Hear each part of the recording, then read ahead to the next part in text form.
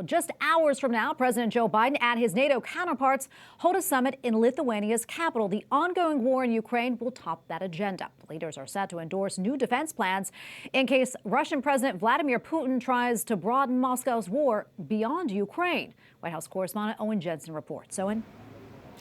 That's right, Tracy. The NATO summit is all about keeping the support for Ukraine going and to increase the pressure on Moscow.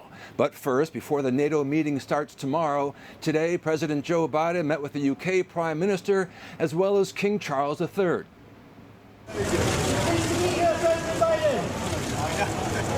President Joe Biden meets with British Prime Minister Rishi Sunak at the Prime Minister's residence in London.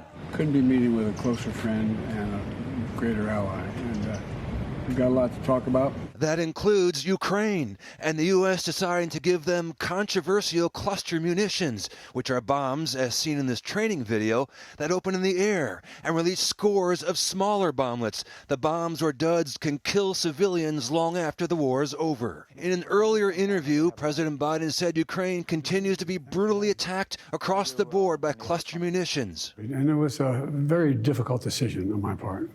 And by the way, I discussed this with our allies, discussed this with our friends up on the Hill. Sunak, for his part, has distanced himself from the U.S. decision. The Prime Minister's spokesman said the leader spoke about Britain's opposition to the use of cluster munitions.